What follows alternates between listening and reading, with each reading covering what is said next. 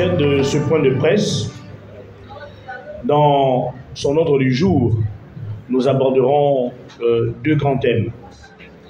Le premier est celui d'apporter donc aux confrères que nous sommes et dans le lexique journalistique certaines terminologies qui vont changer la phraséologie connue de tous, notamment en rapport avec l'acte posé par les vaillants soldats au Gabon. Beaucoup parlent de coup d'État et nous pensons qu'il faut améliorer le lexique puisqu'il n'en est pas question pour le cas du Gabon, bien qu'il s'agisse d'un coup, mais ici il s'agit d'un coup de force patriotique, car tous les ingrédients qui inscrivent les coups d'État ne sont pas réunis pour qualifier le Gabon. D'ailleurs, c'est à ce titre que je pense, en tant que société civile, nous avons saisi, n'est-ce pas, la CEAC, cette grande communauté qui a sanctionné le Gabon, à juste titre, parce que nul ne peut accepter un coup d'État. Nous nous inscrivons aussi dans cette philosophie du non au coup d'État. Mais pour ce qui est du Gabon, il ne s'agit pas d'un coup d'État. Et d'ailleurs, on a rappelé certains articles qui sont propres à la charte de cette grande institution, notamment les articles 3, 5, 6, 7, 9, 11 et 15, qui énoncent, entre autres, que toute personne, n'est-ce pas, a le droit de défendre sa cause et les intérêts du pays, et que toute personne qui se trouverait en exploitation a le devoir de se défendre, car ils proscrivent toute exploitation, toute maltraitance, que ce soit. Et le Gabon sait, depuis combien de temps les populations, n'est-ce pas, décrier ces mots. Et il revient dans les missions régaliennes des forces de sécurité et de défense, la protection et la préservation de la paix. Et nous pensons à juste titre que ce soir du 30 ou du 29, entre guillemets, cette nuit, les soldats ont choisi la voie de la préservation de la paix en posant ce que nous nous appelons et que nous versons au lexique journalistique le coup de force patriotique et républicain, n'est-ce pas, pour la paix et la réconciliation nationale. C'est en premier titre ce que nous voulons rappeler aux confrères qu'il nous appartient de vulgariser tout ce qui est positif, de décrier ce qui est nocif et tout ce qui, n'est-ce pas, peut être perturbant pour la société. Aujourd'hui, le cas du Gabon est un cas école, car, il faut le rappeler, ce coup de force patriotique des soldats s'est fait sans effusion de sang.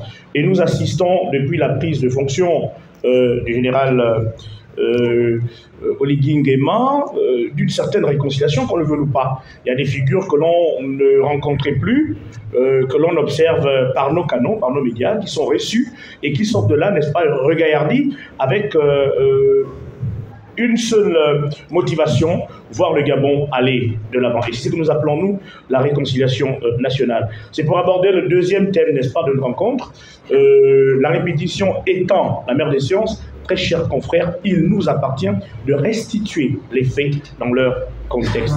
Et cela se fait par des phraséologies. Cette phrase, ou cette expression, coup d'État, on doit le proscrire dans nos écrits, n'est-ce pas, et même dans nos débats, parce que le Gabon n'est pas victime d'un coup d'État.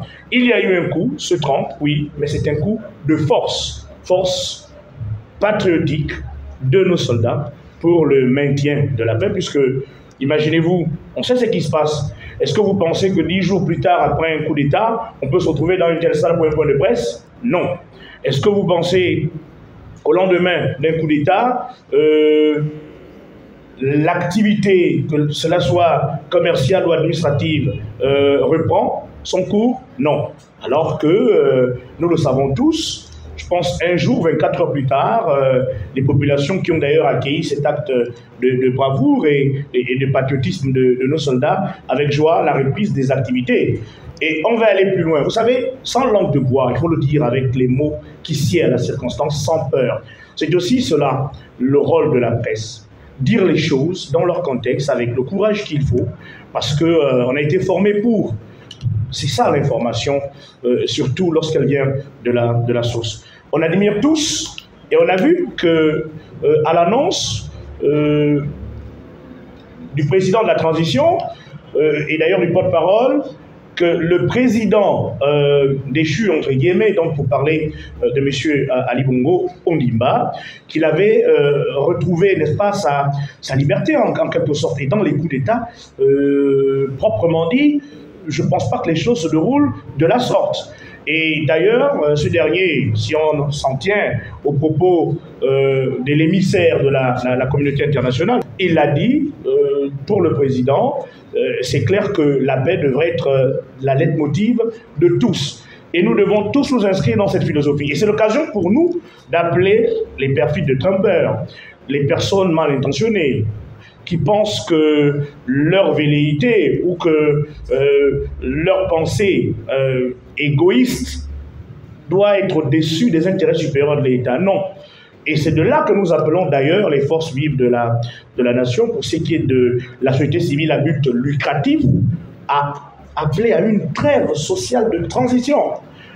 Parce qu'on assiste évidemment à la montée des grèves dans presque tous les secteurs. Ça n'aide pas la nation. On doit donc tous apporter notre pierre à l'édifice. Et c'est serrer la ceinture, comme on le dit, au quartier. Donc, ces entreprises doivent comprendre que oui, les choses vont se faire, mais on ne va pas apporter la force, puisqu'il n'est pas question ici de force, mais au contraire de paix et de réconciliation. Une trêve qui sera déterminée par ces derniers par acte patriotique serait vraiment les bienvenus. Et c'est aussi l'occasion de rappeler au président de la transition. Là, ça nous ramène à un adage très fort. Un avion, vous le savez, n'est stable que quand il est au sol. Mais tant que l'avion est encore en haut, le pilote, peu importe ses capacités, est toujours inquiet. Parce qu'il ne sait pas, n'est-ce pas? Et c'est pour rappeler au président de la transition qu'actuellement, il est le pilote de cet avion. Et que les Gabonais qui ont accueilli cette transition attendent que, comme ça a bien commencé, que cela termine aussi bien. On a vu les prisons se vider. La paix, c'est aussi les prisons qui se vident, il faut le dire avec le courage et les mots. Et l'on encourage, n'est-ce pas, le président de la transition, à aller sur ce chemin-là, un chemin que beaucoup applaudissent. C'est de la sagesse. Appeler les sages, les vieux, faire participer tout le monde, les jeunes, les femmes. Il le fait déjà.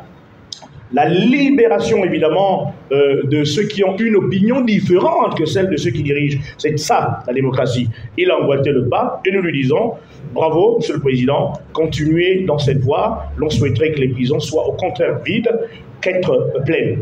Et il est important de le rappeler ici. C'est l'occasion de dire donc à tout le monde que ce n'est pas qu'une affaire de militaires, c'est une affaire qui nous concerne tous et qu'ensemble, la transition peut être réussie. Abordons la fin de ce chapitre. L'on peut regarder derrière. Il est intitulé « Grand prix panafricain de la presse pour la paix en l'honneur de l'armée gabonaise ». Oui, comment immortaliser cet acte patriotique de nos forces de défense et de sécurité? Le Fort Power, qui est une association regroupant plusieurs médias du continent, a été saisi par la présidence que je représente et a soumis la situation du Gabon. Elle a été validée. Oui, les confrères pensent à juste titre que les soldats gabonais sont un exemple africain et qu'il faut immortaliser cela par l'octroi d'un prix de la presse pour la paix en leur honneur. Et nous avons sollicité des soldats de la paix parce que cette association qui œuvre depuis 2 ans sur l'étendue du territoire national avait soumis d'ailleurs au peuple et même à l'Assemblée nationale sortante une suggestion très importante, notamment l'instauration au Gabon d'une journée nationale de la paix. Hier encore, j'ai été en discussion avec les instances de cette grande association dont je suis modestement le président. Donc je suis avec directoire, son parrain, ses membres, pour que cette initiative louable soit octroyée, n'est-ce pas, à la journée du 30. Nous sollicitons par la même occasion donc que le 30 août, n'est-ce pas, devienne une journée nationale de la paix. On a la journée de la femme, on a plusieurs journées. Alors, en mémoire à cette armée, afin que nul n'en ignore, nous sollicitons de plus d'autorité que le 30 août devienne la journée nationale de la paix dans notre nation.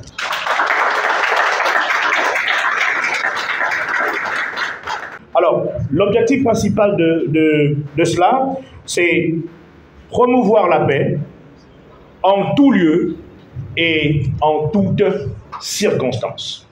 Messieurs, mesdames de la presse, il nous revient de vulgariser ce qui est positif. C'est ce qu'on a tous appris. Traduire, rendre la vérité depuis la source. Et pour ce qui est des communicateurs gabonais que nous sommes, nous avons tous été témoins de ces événements historiques. Restituons les faits dans leur contexte. Et restituer les faits, c'est évidemment apporter au lexique ce qu'il convient d'être dit. Je me répète, c'est la mère des sciences. Au Gabon, nous ne sommes point victimes d'un coup d'État, au contraire, d'un coup de force patriotique pour la paix et la réconciliation nationale. À la communauté internationale que nous avons saisie, nous savons que par la rélecture de leur charte, ils seront attribués à l'armée gabonaise la levée des sanctions à notre pays, puisque ces derniers ne sont restés que dans leur mission régalienne. Le rétablissement de la paix, le maintien de la paix, ils l'ont fait patriotiquement et sans effusion de sang. Et pour cela, l'on rend également gloire à Dieu, parce que l'on ne peut organiser de tels événements et ils ne peuvent être réussis que si et seulement Dieu le permet. Il a permis qu'il n'y ait pas effusion de sang, il a permis que la transition se déroule dans la paix, et nous souhaitons qu'elle s'achève dans la paix. C'est enfin notre essor vers la félicité. Et c'est ensemble. Mesdames, Messieurs, je vous remercie.